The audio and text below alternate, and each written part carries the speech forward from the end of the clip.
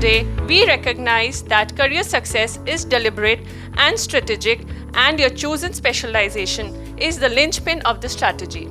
Join us on this exciting expedition where your decision isn't just about a field, it's a commitment to a purposeful, impactful, professional future. In this distinguished guest lecture series, today we have the gracious presence of Mr. Prashant Sharma, Head Talent and Employee Experience at Greenlam Industry. Give him a huge round of applause.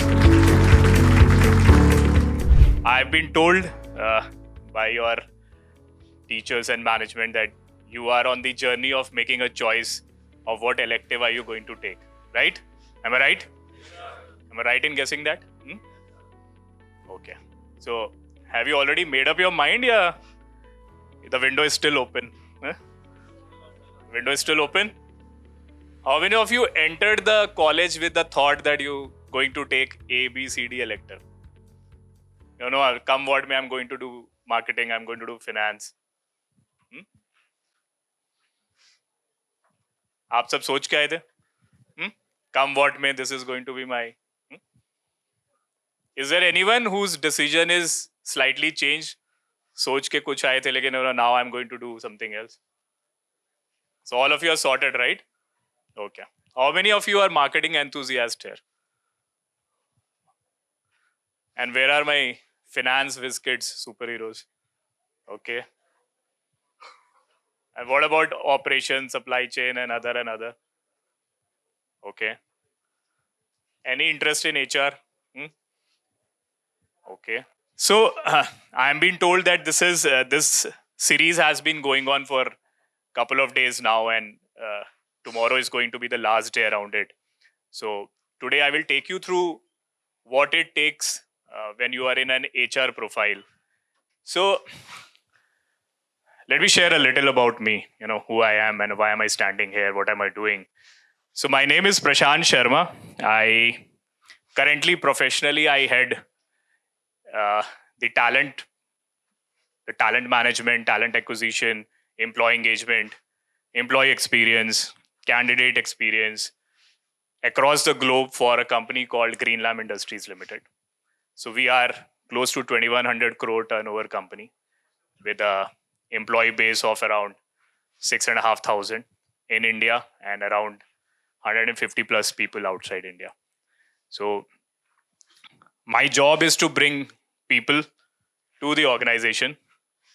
My job is to sell the organization so nicely that it should look like a good place to work. My job is to attract the talent, starting from freshers like you to the experienced one across the globe, wherever the company needs a support. So any talent need that the organization has goes through me.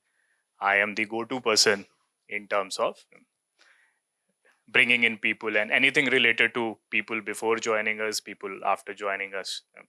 So in a nutshell, in Greenlam Industries, around 70% of the HR work stands on my desk.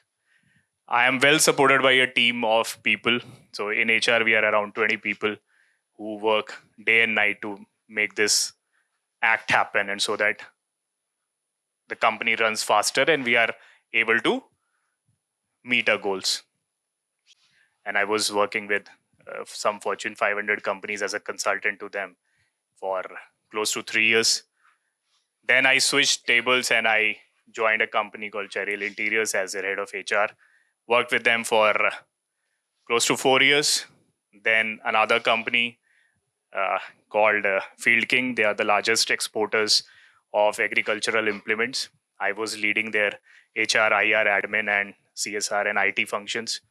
That was around 4 years. A brief stint with Jiva of close to 9 months. And here I am with Greenlam Industries for over 2 years now. So this is about my small professional journey. On a personal side, I am blessed with a good family. We all mother, father, my wife, and we all are based in NCR. I have a 8-year-old son. And on the passion side, like most of you, I also like playing guitar, also going like trekking. I also, photography is one of the hobbies that I have. I love cooking.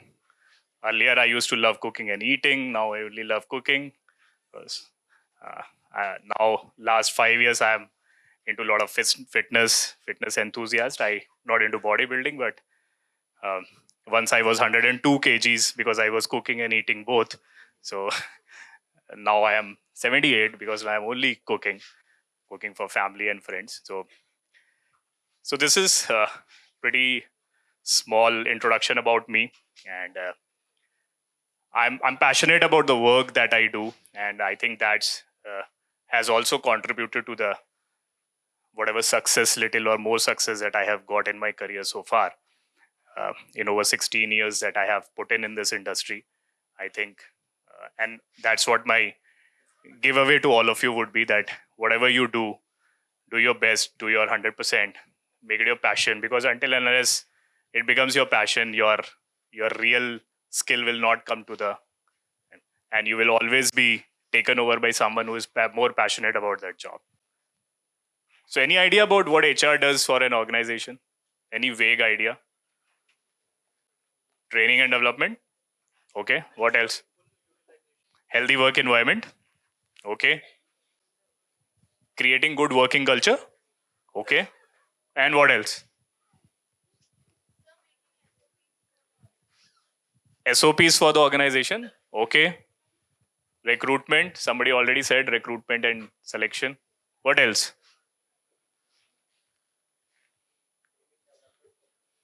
Training and development is already said. What else? Talent management. Good. What else? Handling people. Managing the employee. It's a very broad term, but chalo, theek hai. For the sake of discussion, it's nice. Retaining employees. Okay. Yes. पाजी HR stress management नहीं करा HR से तो stress हो जाता है आजकल लोगों को हैंडलिंग कॉन्फ्लिक्ट्स हाँ okay problem solving increasing productivity. Who said that? Organization. What do you mean by that? You're an HR student. Okay. What do you understand by OB?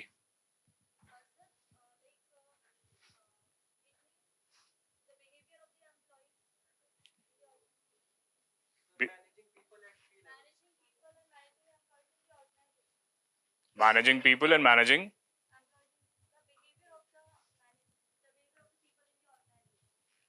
So this is an open question. How does HR manages the behavior of the people in the organization? How can I as an HR manage your behavior? Tell me. Job person fit. Okay. By developing a culture that is going to drive the organization. How? Tell me how. How I will develop the culture. By creating certain set of rules, by creating certain set of management that the employees need to follow. Developing a Guys, certain no behavior, crosstalk. Let's give respect to the person who is talking. Huh? developing a certain behavior in which the employees would act towards and develop that image in the market. So HR will give some ground rules and people will follow, and then the culture will Maybe come in. during the orientation or the onboarding, they'll be guided in a certain way that these are the policies that the company follows in that ways. Question to all of you: do you like following rules? That's where HR fails. See, when they give rules, people don't follow. Then it becomes grievance. It leads to grievance handling, right?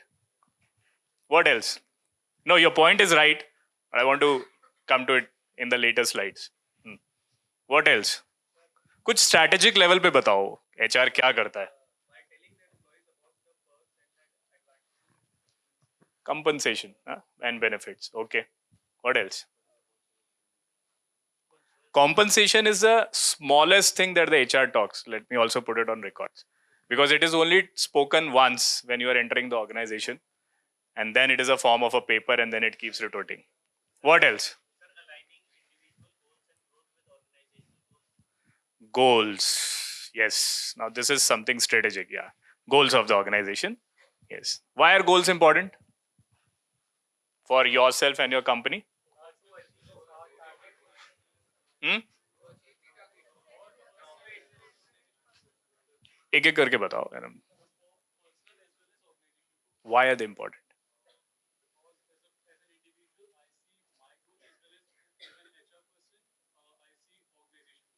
So as an HR, should I see the employee's growth first or the company's growth first? Both? I have to see together. Are you with me? As an HR, I must see both the growth parameters together. Yes? What happens if one of them fails?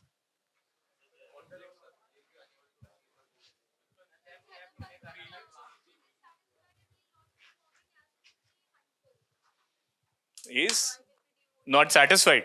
Huh? Who gets demotivated first, company or the employee? Employee? Who has a bigger role to play in motivation, company or employee? Company? Company is an entity. Company has a feeling. Company has a heart. No. Who is a human in between company and employee? So employee has a bigger role to play. Why do you think company has a bigger role to play? Employee has a bigger role to play. Employee can think. Can company think? Because for company to think, some employee is thinking on behalf of the company. So employee has a bigger role to play. And most of your grievance starts when you start thinking the company has a bigger role to play. Company cannot think. Company is not a human. Company is a entity. Few people like us who grow the ranks, they think on behalf of the company. So it is human to human interaction. Then it comes to it. So now let me tell you why HR matters. HR matters because they handle the human capital. And most of our gurus and the corporate gurus, they have been telling us time and again the human capital is the best capital that the company has, right? What does this college has? What is the capital of this college? Tell me. Students? It's a human capital. Which is your favorite company? Okay, let's assume. Acha, what is your favorite cold drink brand? Coke. Coke is Coke because of the people that are working for Coke. It's not because of that black thing that they make, right? It's only because of the people those people who are doing it deliberately day in, day out, consistently. And that's how Coke is Coke. Apple is Apple because of the people and the set of people that they employ. So is Google. So is this college. So is my company. So is any other company. So human capital becomes the most important thing. And HR is interested to take care of this human capital. That makes the life slightly difficult for a person in HR. Now, does a HR structure has many people? Worldwide average is like 80 people versus one HR. That's what the worldwide average is. In India, it is like 200 to 1. And that is the reason wo kai bar grievances zyada ho jate hain. Nobody is listening in HR. So we'll have to understand what an HR profile also goes through. So the best part that they do is they understand the human capital. They bring in the human capital for you, be it any function. You go to sales, you go to marketing, you go to accounts, you go to finance, you go to treasury, you go to corporate finance, you go to internal audit, you go to manufacturing, you go to production, you go to supply chain management, you go to a guard, you go to a CEO. All are human capital. And all of them require a different handling. Are you with me on this? Yeah? HR role has become strategic. Somebody was talking about goals right now. Every organization has a goal. And that's what we do. Before March, there is an annual operating meeting. Then the goals are cascaded. It becomes departmental goals and it becomes individual goals and the goal sheets and the KRAs and the KPIs. All that happens. Then there is a value target, then that target, this target. But if any of them misses that value chain goals and HR is the custodian of that process, then it becomes a challenge. So the HR role over the last a decade has become very, very strategic. So it is not only limited to that role which was like the personal role. They will open a file, will somebody will come, they will close the file, will somebody will go out from the company, and in between they have to only distribute paychecks, and they will come to office at 9:30 and leave by 5. I think that's not the role of HR anymore. HR plays a very strategic role. Whatever business is to be done 5 years down the line is being thought through and discussed and thrashed today. That's how organizations are working these days. And that is why the role of HR has, over the last decade, has evolved like anything. Because then they are supposed to plan and give a consulting approach to the management or the MD or the CEO. And that is why it has started mattering a lot. So to my friends who want to make a career in HR, please throw this out of the window that this is just a 9 to 5 job. It is anything but 9 to 5 job. Sales, you can still say that the market is closed and I cannot go to my channel partner or my distributor or my customer. That doesn't happen in HR now. And since world is now connected, it gives all the more reason you are 24/7 on the job at times. Because people are there. In any time zone, somebody is working. So while I handle the entire globe for my company, there is some time zone in which anybody is working and they have some reasons to reach out to me. So it's not about that I can log out and I can say that, okay, 6:30 and don't touch me please after this. It doesn't happen like that. Right? HR is driving the organization goals nowadays. So the organization goal is what? Growth, numbers, people, product, geographies. Whatever the goal may be, HR has a seat at the table now. Because when you are so many people who are talking to each other and changing paths with each other, you need someone to help you detour that. Right? Not everybody knows everybody. Huh? So HR plays that role. Because they are the thread who are binding everybody. That makes the role slightly important and HR has started mattering. Are you with me on this? Huh? You agree? I'm not self-boasting, right? Huh? It makes sense. Huh? So let me also show you what are the common HR functions which are there. For people who want to make a decision, they should know how does it look like. This is a common one. Everybody knows recruitment and selection.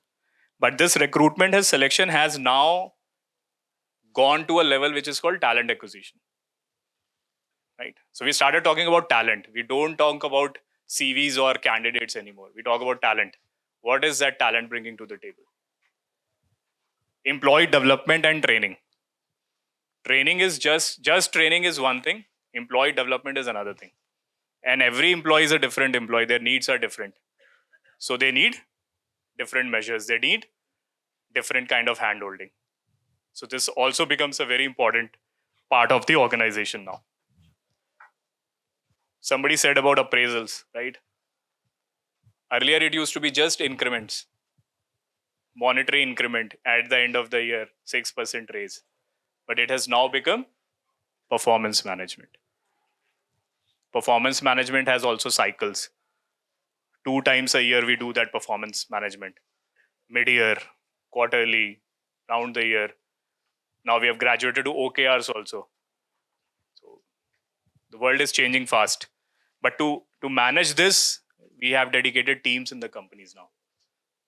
And it's an important subject because all of us are working for something tangible called money.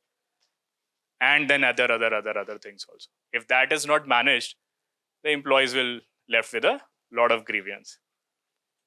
So performance management becomes an important tool. Comp and Ben, which we call compensation and benefits. Now the latest fad is rewards. So earlier it was salary, then it became compensation, then we added benefits. Now it is termed as rewards. We are rewarding you. Rewards consist of your incentives, paychecks, other things which are beyond your CTC. But it goes, a lot of mind goes in designing that. It has to be linked to the business. It has to be linked to the EBITDA. It has to be linked to the profitability, your PAT. If you haven't met those figures, what is my reward strategy good for? Where am I going to get that money from? So you have to create a buy-in with your CFO, your management, and everybody. Okay, if you want to earn this, I'm going to take this much out of it and go to distribute it to my people. So the person in charge of this A will understand what to be rewarded, who to be rewarded, how to be rewarded. Then we'll have to go and cut some ice with the cross-functional team and ensure that the deliveries are happening. Not an easy job. No one wants to give away too much money. An employee wants to be rewarded, right? It makes it slightly tough for them. Last year, you have given a 7% reward. This year, only 4%. I have done more revenue than last year. How can you do this to me? That's how a typical employee speaks. You're cheating us. It's a matter of money, right? It's a matter of rewards. Everybody wants to be rewarded. So it's an important role. It goes. What I'm trying to tell you is that there is a lot of science behind these functions now. This is just not a function. This is under HR also. It's a full-fledged function in themselves. Me and my team, we have done 1,200 hirings in the last 16 months. Bringing 1,200 people, we touched base with almost more than 14,000 people. We would have interviewed them and rejected them and told them and would have done some candidate experience around it. Okay, thanks for reaching out to us. It was nice talking to you. However, your criteria doesn't meet us. And we will touch base with you next year. But look at the amount of transactions that would have happened. Some happened through technology, some happened through manual, some happened through WhatsApp, some happened through phone calls, but it did happen. So point I'm trying to say is that any of these functions, if you're there is so much so is to be done. So it's not a 9 to 5 job anymore. It will take everything out of you. Employee relations. After doing all this, we also have something called employee relations. To ensure that all this were there, but still the relations are not sour enough and people leave us quickly. Somebody said retaining, right? Retaining. So retaining is a new recruiting these days. Instead of recruiting someone new, you better retain them. Cost is low on the retention side, and plus your attrition is in check. Word of mouth is good. Employer branding is nice. Okay. So in most of the functions, you will always be in a dilemma whether you want to be a generalist or you want to be a specialist. But world is good both ways. In some companies, you will feel that you are a generalist and you're still the head of HR and you are still doing good about yourself. But even if the COE function, Center of Excellence, you may be working alone, you may be in a specialist role, but you will do wonderful for yourself. Either ways you can start. So there is no dearth of opportunities on in each of the side. Whether you are on the generalist or you are on the specialist side.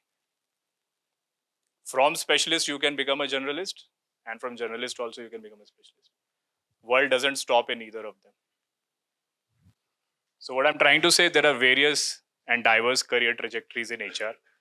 You just have to pick a thread, find your mojo, find your interest, and keep going.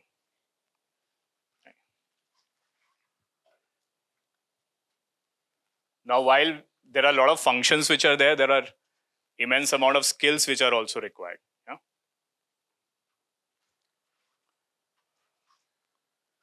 Communication and interpersonal is required everywhere. So it's like a Bible these days. You can't survive if you don't have this, be it any function. You can't survive in your house also if you don't have communication skills. If you don't communicate well with your mother, you hardly get food on time, right? So communication is very important. So is interpersonal skills. Problem solving.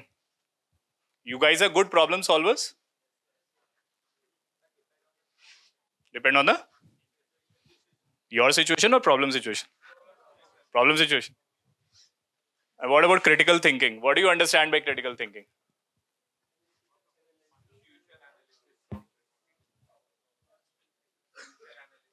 Future analysis of the problem. Risk. Are you from finance? No? You're talking like a finance guy. What do you understand by critical thinking? There is one more word, design thinking.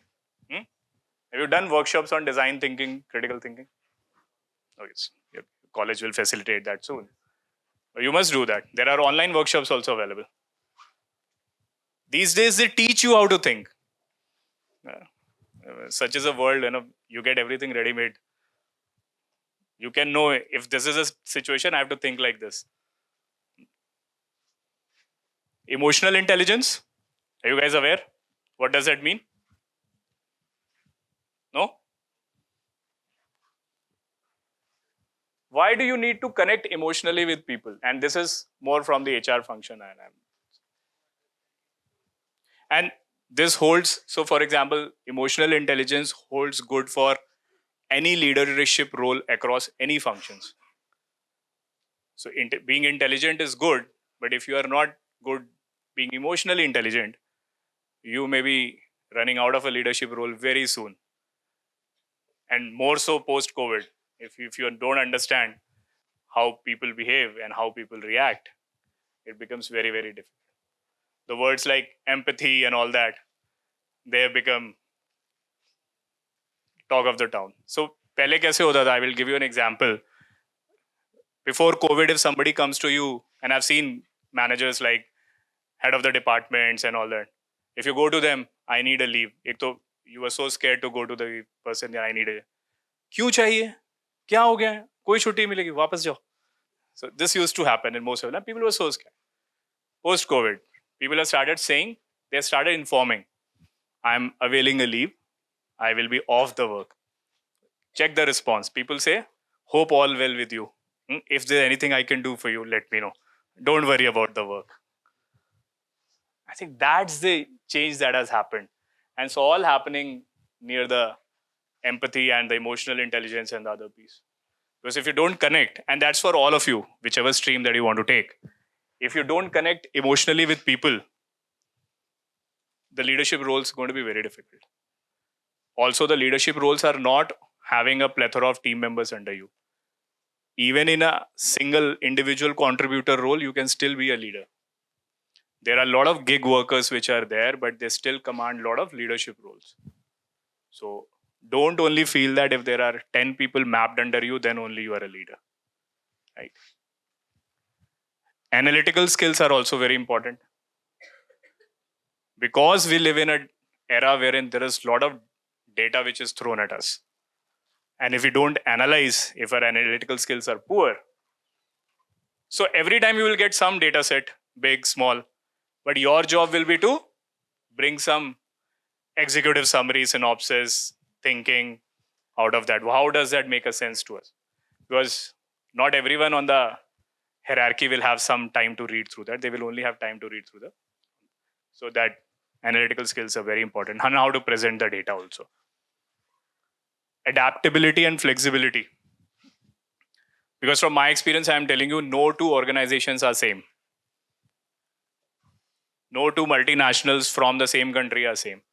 No two companies producing the same product are same. They have different people, they have different ethos, they have different style of working. Hence, an HR professional has to be very adaptive and very, very flexible. Because if you yourself are not flexible, what culture are you going to build?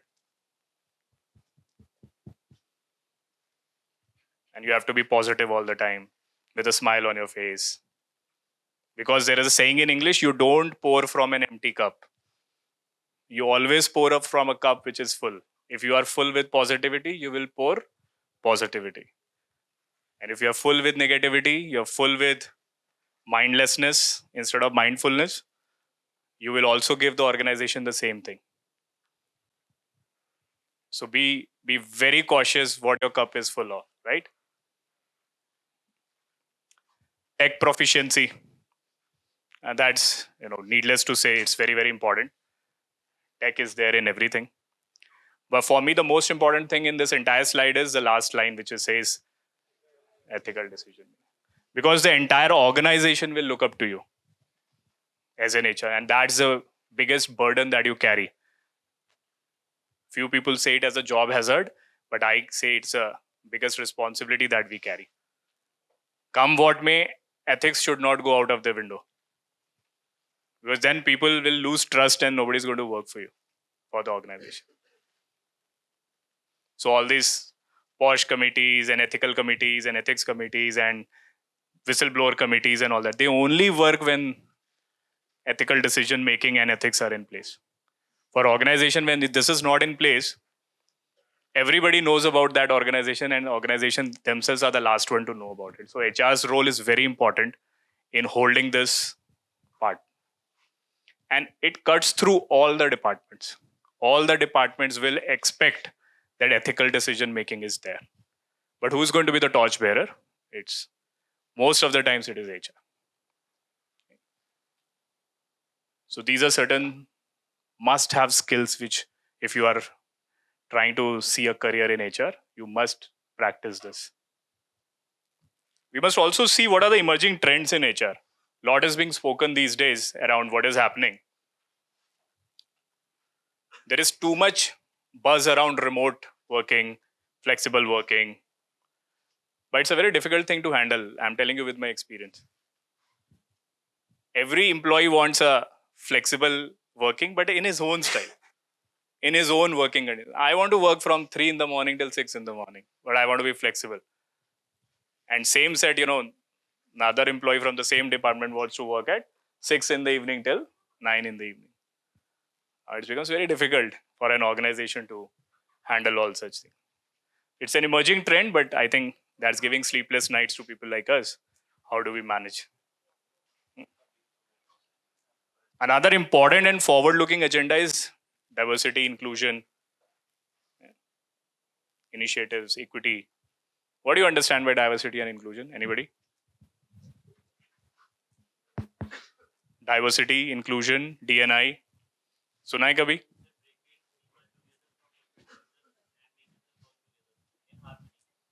This is called what? Diversity?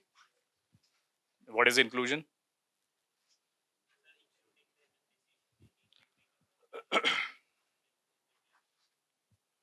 Anybody else? It's a good attempt, but is anybody else? No? So these days what is happening is every organization has a target that we need to have X% of females in the population. Let's have a diverse workforce. Let's not only see males in all the workforce. Let us see. Because as a country, we have evolved like that. Men were supposed to work. Females were supposed to take care of the house. Then things started changing. Education started becoming better. Females are doing neck to neck with the people now. So as an corporate citizen, it becomes a responsibility that we should be allowing people to, especially from the female side, to come and work with us. And then you take certain initiatives to make the organization ready for them, so that they feel comfortable, they feel like it's a good place to work. All that comes under diversity. Inclusion is when you say all walks of life, people can come and work with us. So it's not that, we are... So most of the companies, when you apply, they have a form. Used to have a form. What's your gender? Nowadays, we have done with that. We don't ask your genders. Whatever you are, whosoever you are, if you are qualified, if you are ready to work, we have a position for you. That's inclusivity. That's just an example of inclusivity. For companies like us, when we are corporate citizen, we are working across the globe, we just cannot shut our eyes and say that no, only certain genre of people are going to work with us. All walks of life are important. But what is the role of HR here? Okay, advertising is good. Telling the world is good. Creating the ecosystem is a challenge. I think that's where an HR person scores, and that's what the role is. You make the system so nice that people want to come and work with you. Make it aspirational for people. And that is where the softer skill of a professional comes in. That he or she made the organization to a level that people missed working there. That's the kind of role, an emerging trend it has. Now, HR is also open to techies, which earlier was not. So with the infusion of a lot of human resource management systems, AI tools, data-driven technologies, a lot of techies are finding their careers in HR. Because so much so is happening. Big data is being utilized here. Mental health programs, employee well-being. Now, government has given a norm. If you are a manufacturing unit, you need to have a wellness officer. Wellness is the core thing these days. Suddenly everybody's so unwell. They want to be taken care, mental health. It's not that all this were not there, but now it has become a career option. This has become, you know, important today. Companies are talking around it. We need people who can excel in such programs. These are not easy things. They require continuous maneuvering, continuous work to be done. And most of them are like, any person who wants to do it is like never say die, because the results are going to be very, very intangible. It's like air. The air quality is good or bad, you cannot tell it from your eyes. So similarly, these roles are there. But these are very, very meaty roles. You know, they are the game changers in the organization these days. What is HR doing in the digital age? We're using technology in day-to-day practices, making the work easy. Software support in business continuity planning. Wherever is a business in the world, there has to be a measure for business continuity planning. So HR plays a very important role in that aspect. Which part of the country, what rules it will attract, what are going to be the legislations, how are we going to pay the salaries, is the employee benefits, wellness, grievances are going to be taken care of. It's become very, very challenging, but yes, there are a lot of options available on the software part. From the tech side, AI and HRIS, companies are spending heavily on this. So in my organization, my IT head gets more salary than a sales head. Reason being, tech is very important. And while tech is important, it's more forward looking. So the roles these days, you cannot decide you cannot judge a book by the cover. Unless you're there, you soak yourself, you dirty your hands, you will not know what it will take. Many a times when we float IJPs for role in HR, and talking about the company that I'm coming from, we receive interest from cross-functional people. Regional sales manager wants to do a role in HR. I want to become a comp and ben head. I want to do a role in employee engagement. We have people from marketing, they want to switch sides. Because the roles have become very challenging. And there is a myriad of opportunities which are there. And there is no glass ceiling. You can do as much as you want to. No company will say, don't give me better HR practices. Everybody will say, give me the best ones. And best has no definition, let me tell you. Best is ever changing. I am maybe doing good, but the other company is doing better. So I have to evolve and I have to go few notches above. And digital is increasing my reach. If I do something now, I put it on digital, I reach out to 10,000 people directly. While all this is there are certain challenges also. You know, there are always pros and cons. So what are the challenges that are lying here? Diverse workforce is a challenge. I take it as an opportunity, but it is a challenge also. It will give you sleepless nights because it becomes difficult when the scale is like thousands. It becomes really challenging. Even with automation, it is a challenge at times. Legal complexities of working in different countries across the world. I'm sure when you will read business law would be a subject for you. You will understand, how it is becoming very complex every day in, day out. Even if you have your in-house attorneys and in your legal consultants, this becomes very difficult. I was doing a hiring in Joburg in South Africa, wherein we finalized a candidate. Everything went well, but we got stuck on the tedious part, which was a tax deduction at source. We were saying it's 20% and the candidate was saying 10%. And it took us almost a month to resolve that. So much of double treaty and this and that. I was half the lawyer while, I had to resolve that. But the learning was good, but I'm saying the legal complexities are very high. Understanding. One thing goes wrong and you can be sued anywhere. Right? Employee and employer interests. And we were talking about, both goals being achieved together. This becomes very challenging. And it's a very tightrope. And you just cannot lose your equilibrium because you cannot be seen as bad with people and you cannot be not trusted by the management also. So I think that makes the role very, very challenging, and more so when you grow up the ladders, when you have multiple reportings with your CEOs, with your reporting manager, and others and others. Balancing this interest is very important. Something which employee may be requiring may be very good to see, but when you go to the financial implications and your proposals are turned down, and then you have to come back and face the music with the people also in open town halls and all that, and it takes everything out of you at times. It makes it challenging. It's good also, but there's a lot of challenges also.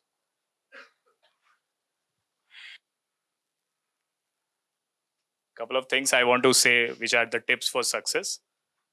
You must be updated on industry trends. That's where most of the people in HR fraternity lack. They don't give time for self-learning.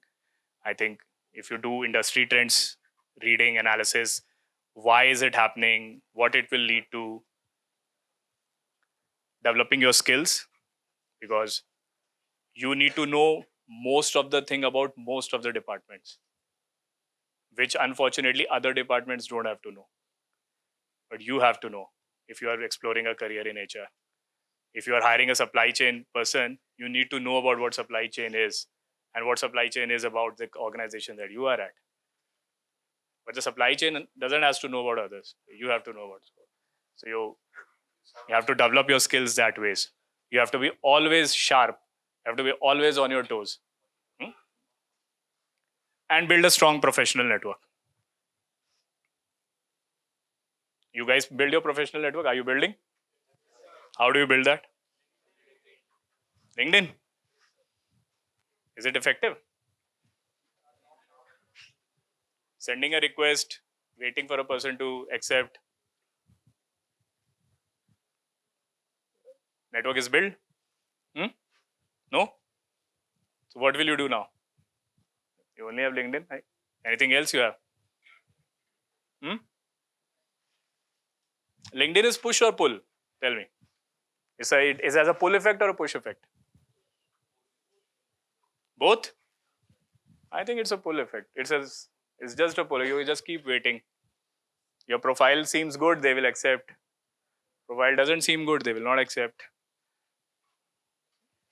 So LinkedIn works on an algorithm that if I accept all the requests that I get, my wall will be clogged with what all you guys post. So most of the time it doesn't get accepted, because then I don't see the right feed that I'm supposed to see. So if I, for example, if I have 30,000 connects and everybody starts posting good morning, the entire week I will be keep seeing only good morning. Isn't it? And people do that. All of us know. So how do you build your network then? Otherwise, think through that. So LinkedIn is beyond that request also. That's why they have a follow button. You must follow what you want to follow. Why do you use LinkedIn otherwise? Let's spend one more minute on this. What is your urge to go on LinkedIn? So today, if you post something, now let's take the example and don't take it otherwise. If you post something, who is going to see that? People who are connected with you? Who are the people who are connected with you? Agreed. So your post will die down on their walls, right? It will not have a rippling effect or an amplifying effect. Are you with me on this? How many times are you going to post like this? 1 time, 2 times, 100 times? Maybe 200 times? It will take everything out of you to post 200 times. Huh? right. So where is the networking happening? And that's a question to all of you. Where is the networking happening? And I see any college that I go, before landing, I get 70, 80 invites. Okay. The college has advertised. I am seeing, okay. And I do the same discussion with most of them. Why are we doing this? What is that we are getting? We are liking it according to that, so that we are in their reach, that they are seeing all, they are also seeing that comment. So I agree with you, and I would like to interject you here. LinkedIn rewards you on writing. Yes. LinkedIn algorithm works when you write. Writing and hashtags. without hashtags is also okay, but they reward you on writing. Now what matters most is where are you writing. Initially, when you don't have a network, don't write on your walls. Nobody is going to come. You will waste your time and energy. Write on the walls whom you are following, and write sense. Don't write good, nice post, thanks for sharing, CBFR. Doesn't make any sense. You are just being removed from the algorithm by your own. Nobody is going to come and like your CBFR, commenting for better, CFBR, whatever it is. Why are you commenting for better reach? Let the protocol of LinkedIn do it for the better reach. Na? They are asking people money for better reach. Why are you wasting your time? You have written CFBR somewhere. Now, on the walls of your people, they are seeing that you have written CFBR somewhere. Am I even interested in why are you writing that? You wasting your time on that. No networking is happening. Networking will genuinely happen when you know who you are following. A. B. You follow them with the right instinct and comment when it is necessary with the right set of words. You can take help of ChatGPT in framing that. When you are putting a comment on a wall which is already having eyeballs of 100 people who are worthy influencers and all, you have a better strike rate. Because you are playing a game wherein everybody is playing. But when you are playing a game when there is nobody in the field, why are you even there? So choose your network. Your network is your currency. Don't go mad just by increasing your connections. 200 connections with good meaty roles are better than 20,000 of no use. Let me put it like this, crudely like this. You will waste your time. Every day you will scroll and you will see only Shani Devta or CBFR and all that on the screen. Because Indians are doing that. We are behind LinkedIn to pull it down. We'll make it Facebook someday and then we'll close it. So invest your time and energy at the right place. Don't go by just following the masses. Understand, if you're following someone, do you really want to follow? Your followers, someone who you want to follow should be your area of interest. Either you want to get an internship there, you want to get a job, you want to know people there, you want to create some camaraderie, you want to create some network of your own, some events are of your interest to you, you want to learn something socially, you want to take some help, you want to learn a new skill. Why are you behind people who are not able to give you anything? And you're just increasing your count. Think through it. At the end of the day, it's your LinkedIn, your time. I just wanted to share, but it doesn't work like that. LinkedIn algorithms are very smart. They will keep showing you what you keep liking. Because they want to keep you engaged on the platform. Now your engagement is in good morning only. So you will keep seeing good morning. So for example, if you browse Maruti Suzuki XL6 on your Google and open your Facebook, you start seeing Maruti Suzuki XL6, right? Ads, targeted ads. How does that happen? Algorithm. They pick you. And then they show the world that XL6 is the only thing that you must be seeing. And hence they push you to make a buying decision. While you are investing your time, invest it nicely and wisely. Take some ROI out of it. Whatever your dream companies are, whatever your target companies are, start getting along with those people and companies. You will get a better strike rate. I'm telling you. Kuch target leke jao ki if I'm on LinkedIn for an hour, I will do this. That's what is called networking. Simply browsing is not networking. जो आपको अच्छा लगे आप वो करो, मन से करो, but you master your core, whichever core that you are taking. Because world is very, very ruthless with people who are mediocre. I'm telling you, especially the corporate world. We do not like people who are just there. We like people who are been there and done that types. So while you have one more year in this great college to pass out, please use your time, master your skills, hone yourself. Don't leave anything to chance. बाद में कर लेंगे. There is no बाद में. Once you step out of this, your alma mater, you will not get time to look at yourself properly also. First few years. So it's a very simple equation that will happen once you go out. Either you will run fast for a few years and relax for many, or you will relax for the first few years and keep running for the rest of your life. Choice is yours. आपको क्या करना है, आप बिल्कुल सोच समझ के करो. 1 साल है आपके पास, but once you are out of this campus, you will be part of either of the race. आप देखो किधर जाना है आपको. You want to master your core, success is yours. You want to just fluke around, choice is yours.